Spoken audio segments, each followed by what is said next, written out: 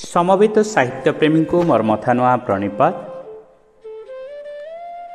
व्यासकवि फकीरमोहन सेनापति उद्देश्य रे यह कविताटी आधारित एक दीर्घ कविता, तथापि आपण मानकु शुणिबाकु मोर विनीत अनुरोध। कवितार शीर्षक स्मरणातीत अम्लान व्यक्तित्व। हे महान स्रष्टा, दिव्यद्रष्टा, कलार पुजारी, कथा सागर, कविता धार, ओडिया जाति को तुम उपन्यास श्रेष्ठ उपहार। तुम पाद तले मो कोटी जुहार, तुम पाद तले मो कोटी जुहार।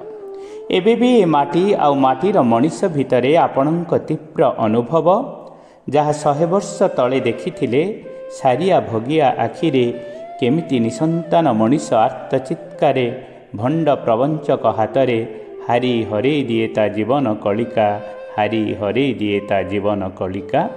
आज भी रेवती माने अकाली झड़ी जाती, आज भी रेवती माने अकाली झड़ी जाती। अंधविश्वास छत्र छाया तले ना माड़ी पारती स्कूल पिंढा, काहार ना काहार बोझ मुंड उपरे हाथ पादरे पड़ी जाए बेड़ी।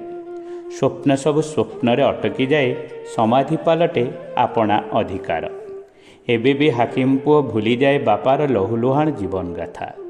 स्वेद आउ मेद लुह सलबल अतीत, सहरी सभ्यता पाले बंधा पड़े पुओ, सहरी सभ्यता पाले बंधा पड़े पुओ। जहा दिने कहिथिला तुम डाक मुंशी गप, जहा दिने कहिथिला तुम डाक मुंशी गप। तुमे जे ट्राफिक पुलिस अटकई पारुथुल व्यभिचारी मद्यप चित्र, सुलोचना हाथे धरेई देई झाड़ू। पेटेंट मेडिसिन नुआ कलेबरे साबाड़ करिथिल चंद्रमणि मकरा भद्रखिया टोका। अतीतर दुष्टामी को धोई दियो, रांडी पुओ अनंता निर्विकारे शोईगला। बन्यार बढ़ीधारे माटी सह माटी परी हिड़ होई मिशीगला माटीर छातीरे।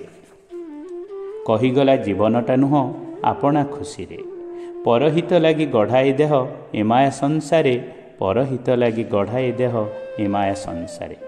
उत्कल भ्रमण काव्य जे एमाटी दर्पण, उत्कल भ्रमण काव्य जे एमाटी दर्पण। भूगोल राजनीति संस्कृति चित्र, बखाणी कहे आम इतिहास मानचित्र। एबे भी पवन रे भासी आसे कवितार स्वर, एबे भी पवन रे भासी आसे कवितार स्वर। मन आउ छाती तले कोमल गांधार। वकिल हाकिम एठी सबुत विदेशी, डाकघर पियनटी नुह मध्य देशी। ओडिया चषिब काटी काटी माटी, तहिरु खाइबे धान सबु गुजराटी।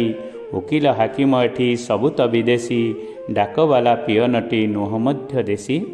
आपण जे व्यासकवि जे एका एका रचिपारे कविता गप उपन्यास 21 गप साथे गल्प स्वल्प नामे 6 माण 8 गुंट मामु लछमा प्रायश्चित।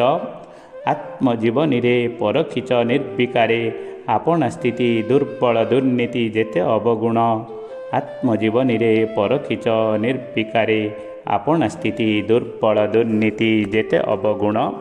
मामु नटवर दाष्टु स्वार्थवादी प्रतिध्वनि, रामचंद्र मंगराज निष्ठुरता।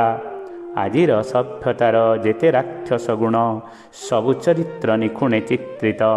फुटेइछि तुम कलमर धार, फुटेइछि तुम कलमर धार। हे महान आत्मा, तुमे थिल भाव चेतनार अंतरंग स्वर। तुमे जे सरू नथुबा गप उपन्यास कविता आधार, तुमे जे सरू नथुबा गप उपन्यास कविता आधार। कथा सम्राट तुमे हेल व्यासकवि, कथा सम्राट तुमे हेल व्यासकवि। परम सौभाग्य आम ओडिया जातिर, परम सौभाग्य आम ओडिया जातिर। धन्यवाद, नमस्कार।